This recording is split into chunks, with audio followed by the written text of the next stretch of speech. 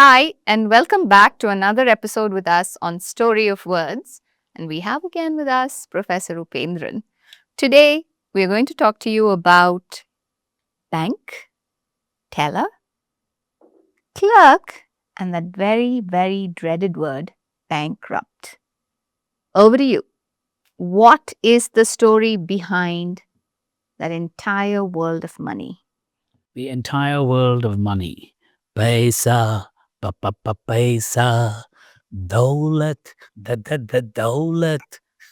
That's it. No, no, the word bank comes from the Italian banca, banca, which originally meant bench. And the original bank was nothing more than a bench.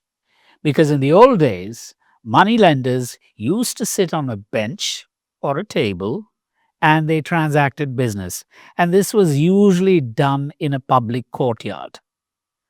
So, whenever somebody wanted to borrow money, they used to come, sit on the bench, transact business, and leave.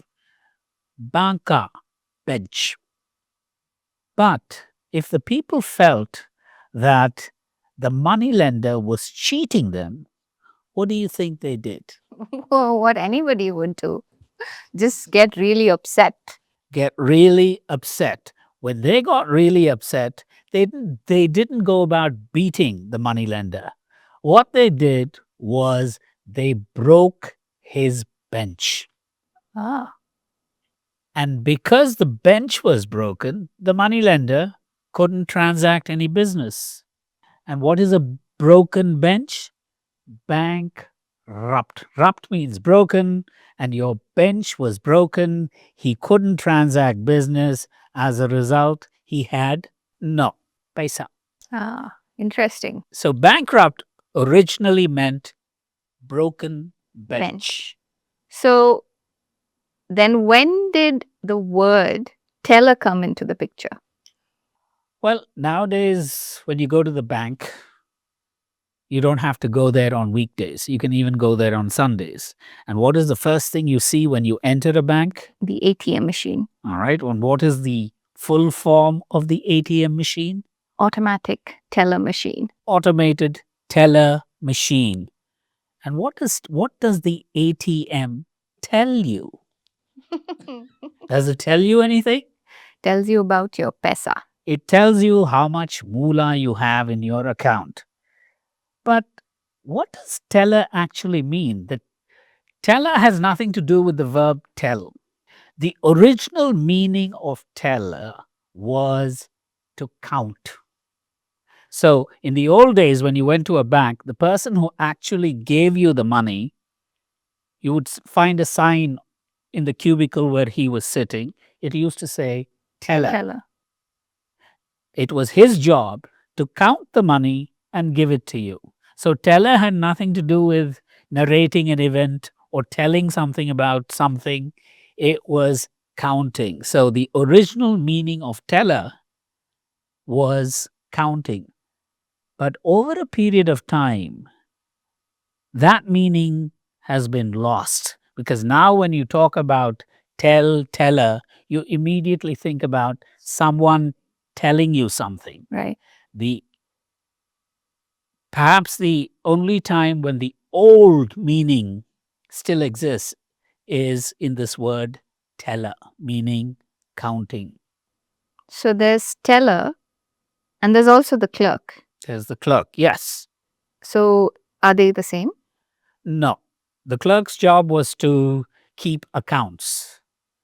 And as I said in a program a couple of weeks ago, the clerk came from the clergy. In other words, he was a priest. And in those days, the members of the clergy were the only ones who could read and write. But over a period of time, people began to learn how to read and write. And these people who could read and write, maintain accounts, etc., were called clerks because that's what the original clerks used to do. So, clerks are people who maintain the records. Nowadays, when you go to the government office, it's full of clerks. What is it that they do? They maintain records or records. Right.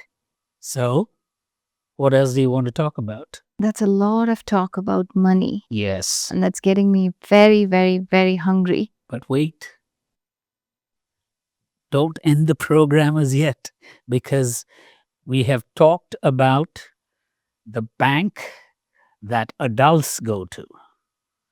What about kids? Have you ever wondered why the piggy bank? Piggy bank. What about the piggy bank? Well, I just thought it was a very fun way of introducing kids to money. It's what nowadays when you think of the term piggy bank, you always think of this pig, which has a hole on the top into which you put money. But that wasn't the original piggy bank. It was a jar made of clay. And this clay was called pig.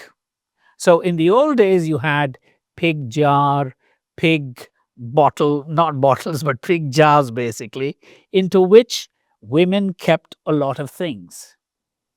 Is it spelled the same way as in No. PIG pig? This pig is not spelt PIG, but PYGG. And people have more or less forgotten about this word. So, housewives used to save whatever money they had in the pig jar.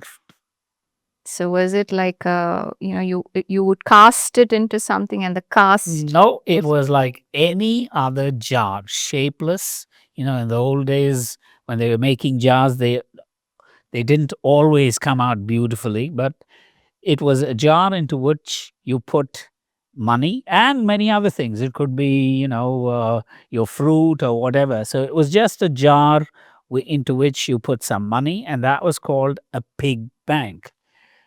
Centuries later, somebody got the brilliant idea of making a bank for children shaped like a pig. They thought that the original pig bank was shaped like a pig. They didn't realize it was the clay which was called a pig. So when they actually made a, I guess you could call it, what do you call that? A piggy bank. When they made the piggy bank, they shaped it like a pig and it became an instant hit. Every kid wanted a piggy bank. Nowadays, of course, you have piggy banks, not shaped like a pig, but like an owl, a dog, whatever. But the original piggy bank was not shaped like a pig. It was a jar which was made of clay, and this clay was called pig. Pig. So in Jerry Maguire style, if I wanted to say, show me the money, Yes. you will I'll just have take to the bank. pig and just drop it on the floor. Yes, we will both break the bank. Break the bank. Probably there'll not be much there, but we will break the bank. We've talked a lot about money, and now I think it's time we go out for lunch. Sorry, I'm bankrupt. And on that very sad note, See see you you when we see you.